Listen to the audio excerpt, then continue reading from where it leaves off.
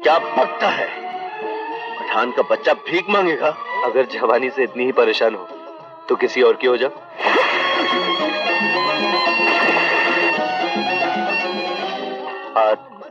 आप हथियार मैं।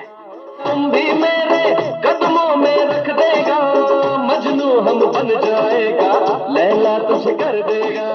ऐसा कहा जाता है कि अंडरवर्ल्ड माफिया ने मुंबई में 70 के दशक में पैर पसारना शुरू किया था और 80 का दशक आते आते उनका करोड़ों का साम्राज्य खड़ा हो गया था। वह पूरी पठान गैंग बन चुकी थी, जिस वजह से आए दिन लूटपाट व किसी की हत्या और नाम बात हो चली थी। ऐसे में बॉलीवुड भी कहाँ पीछे रहने वाला था। कुछ गैंगवार बेस्ड फिल्में रिलीज हो चुकी थी तो कुछ कतार में थी। ऐसे में रियलिस्टिक फिल्में बनाने वाले जेपी दत्ता के माइंड में इसी से इंस्पायर्ड हथियार जैसी मल्टी स्टारर फिल्म बनाने का आइडिया आया। 10 मार्च 1989 को रिलीज एक्शन क्राइम ड्रामा से भरी जेपी दत्ता की लिखी व निर्देशित इस फिल्म के निर्माता थे फारूक नाडियाडवाला।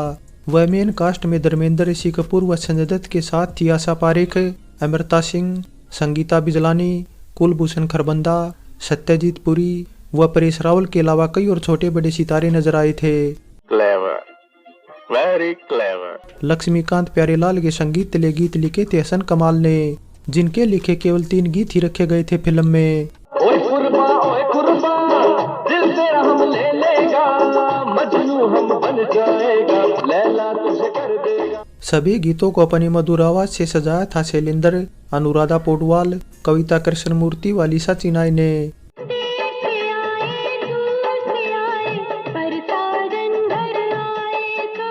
हथियार फिल्म का गीत संगीत ठीक ठाक था। वह तीनों गीत सुनने में अच्छे थे।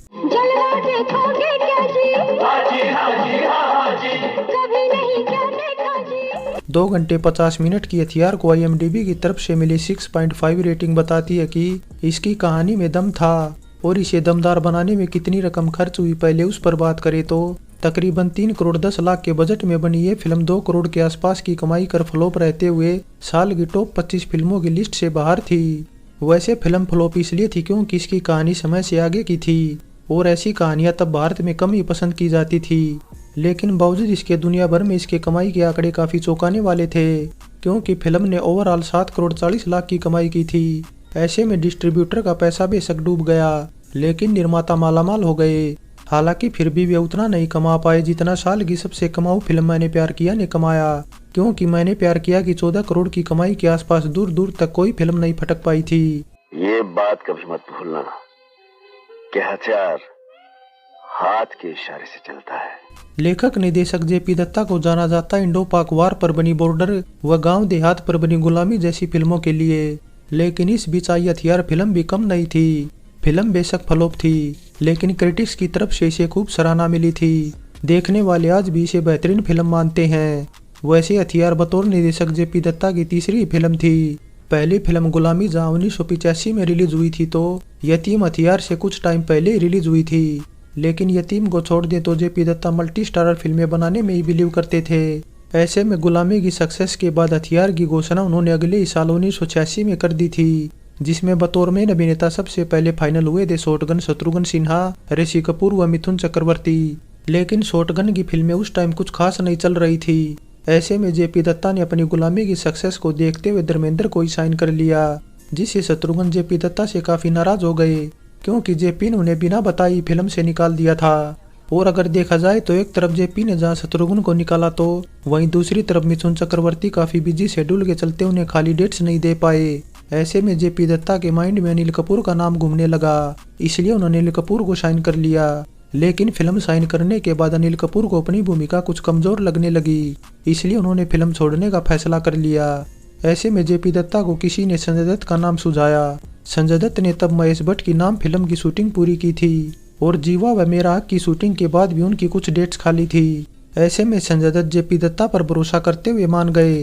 हालांकि उन्हें कुछ प्रॉब्लम ऋषि कपूर से जरूर थी क्योंकि कपूर फैमिली के साथ उनका 36 का आंकड़ा था और एक टाइम तो ऋषि कपूर उनसे पिटते पिटते भी बचे थे। खैर वो बात तब की जब संजय दत्त की केवल 1-2 फिल्में रिलीज हुई थी और वे नशे में धुत रहते थे। लेकिन उसके बाद उन्होंने न केवल खुद को संभाला बल्कि मैच्योर भी हो गए। ऐसे में जब ऋषि कपूर को कोई परेशानी नहीं थी तो उन्होंने भी इसे इग्नोर कर दिया और न केवल हथियार बल्कि इसके बाद जब भी मौका मिला साथ में फिल्में करने से नहीं चुके। दोनों ने इसके बाद साहिबा व अग्निपथ जैसी फिल्में साथ में की तो कई दफा एक दूसरे की फिल्मों में मेहमान भूमिकाएं भी की। वैसे अभिनेताओं की तरह अभिनेत्रियों को लेकर भी जेपी दत्ता कंफ्यूज थे, क्योंकि पहले उन्होंने आशा पारेख, अमृता सिंह व जया प्रदा को लेने का मन बनाया था, लेकिन जया के ज्यादा फीस की डिमांड के चलते उन्हें डिम्पल कपाड़िया को लेना पड़ा, जो कुछ कम फीस में तो मान गई, लेकिन थोड़ी बहुत शूटिंग होने के बाद हाथ पीछे खींच लिए। ऐसे में निर्माता फारूक नाडियाडवाला ने अपनी लाडला फिल्म की अभिनेत्री संगीता बिजलानी को साइन कर लिया। जावेद अख्तर की लिखी लाडला का निर्देशन जहां रमेश सिप्पी करने वाले थे तो मेन अभिनेता अमिताभ बच्चन व उनके अपोजिट संगीता बिजलानी होने वाली थी, लेकिन कुछ वजहों से फिल्म डिब्बा बंद हो गई। ऐसे में संगीता बिजलानी के लिए हथियार उनकी डेब्यू फिल्म होने वाली थी, लेकिन जब कुछ वजहों से डिले हो गई तो 1988 में आदित्य पंचोली के साथ कातिल उनकी डेब्यू फिल्म बन गई। वैसे हथियार जैसी फिल्म में काम करना उनके लिए किसी बुरे सपने से कम नहीं था, क्योंकि कुछ अखबारों में जेपी दत्ता व उनके रिलेशन को लेकर काफी कुछ उल्टा सीधा लिखा जाने लगा था, जिन्हें अफवाह बताकर संगीता ने इनकार भी किया। लेकिन जेपी दत्ता की पत्नी बिंदिया गोस्वामी नहीं मानी, जिन्होंने संगीता पर खूब जमकर अपनी भड़ास निकाली, जिसके बाद संगीता के साथ कुछ भी अच्छा नहीं रहा। हो सकता है सच हो या झूठ, लेकिन संगीता ने इसके बाद जेपी दत्ता पर अपनी भूमिका कम कराने का आरोप लगा दिया, वो भी अमृता सिंह के कहने पर, क्योंकि वे तब जेपी दत्ता की बंटवारा में भी काम कर रही थी। खबरदार जो मेरे धर्म को गाली दी, मुझसे बुरा कोई ना होगा। खैर जो हुआ सो हुआ। बॉक्स ऑफिस पर फिल्म बेशक पिट गई, लेकिन बावजूद इसके जेपी दत्ता हथियार को अपनी फेवरेट फिल्म मानते हैं, क्योंकि ये बॉलीवुड की पहली ऐसी फिल्म थी जिसमें बड़े पैमाने पर रबर की गोलियों के साथ असली AK-47 बंदूक का इस्तेमाल किया गया था। ये कैसा खिलौना है तेरे हाथ में? इसके अलावा हथियार फिल्म की शूटिंग जेपी दत्ता ने अपनी फेवरेट राजस्थान की भिलवाड़ी से शुरू की थी, जहां जून 1986 में संजय दत्त पर फिल्म का ओपनिंग सीन फिल्माया गया था। हथियार फिल्म से जुड़े कुछ और किस्सों की बात करें तो कईयों ने फिल्म को राजस्थानी ड्रामा बेस्ड नाटकों से इंस्पायर्ड बताया था। वह इसके इंट्रो क्रेडिट में जिस बैकग्राउंड संगीत का इस्तेमाल हुआ था वही इसके बाद उसी साल आई मां आजाद हूं में भी सुनने को मिला था। इसके अलावा फिल्म का एक किस्सा ऐसा जिसने परेश रावल को धर्मेंद्र का मुरीद बना दिया, वह जेपी दत्ता को भी धर्मेंद्र की तारीफ करने पर मजबूर कर दिया, क्योंकि बात दरअसल ये थी कि धर्मेंद्र एक सीन को लेकर कंफ्यूज थे, और कंफ्यूज इसलिए थे क्योंकि सीन में उनके साथ परेश रावल थे, जिनकी काबिलियत धर्मेंद्र ने पहले ही पहचान ली थी। ऐसे में धर्मेंद्र के कंफ्यूजन को देखते हुए कुछ लोग सोचने लगे कि वे सीन में परेश पर हैवी होने की कोशिश कर रहे हैं, लेकिन धर्मेंद्र हिंदी सिनेमा के वो सितारे हैं जिनकी ईमानदारी की मिसालें आज भी दी जाती हैं। नए कलाकारों को जितना सपोर्ट धर्मेंद्र ने किया शायद ही किसी ने किया हो। ऐसे में किसी की भूमिका भला वे कैसे कम करा सकते हैं, लेकिन कुछ लोगों के मन में डाउट जरूर था, जिसे धर्मेंद्र ने जल्द ही ये बताकर दूर कर दिया कि वे सीन को सरदार बनाने की सोच रहे हैं। ऐसे में जब ये सारी बातें जेपी दत्ता ने परेश को बताई तो परेश ने धर्मेंद्र को महान बताते हुए हाथ जोड़ लिए। उलट उलट फिर वही बैंक का दरबान। वैसे इसके अलावा हथियार फिल्म का एक सीन ऐसा था जिसे ऋषि कपूर कभी नहीं भूले, क्योंकि दरअसल जेपी दत्ता ने मुंबई के लोकल ट्रैक पर ऋषि कपूर व संजय दत्त के साथ दो ट्रेनों के बीच एक सीन फिल्माने का फैसला किया था, जिसमें एक ट्रेन को आगे से व एक ट्रेन को पीछे से आना था। ऐसे में इस सीन को करते टाइम ऋषि कपूर काफी ज्यादा बुरी तरह डर गए थे। वैसे अब बात करें फिल्म के टाइटल को लेकर तो हथियार टाइटल से बनी ये बॉलीवुड की पहली हिंदी फिल्म थी, जिसके बाद इसी टाइटल से साल 2002 में एक और फिल्म रिलीज हुई, वो भी बतौर मेन अभिनेता संजय दत्त के साथ।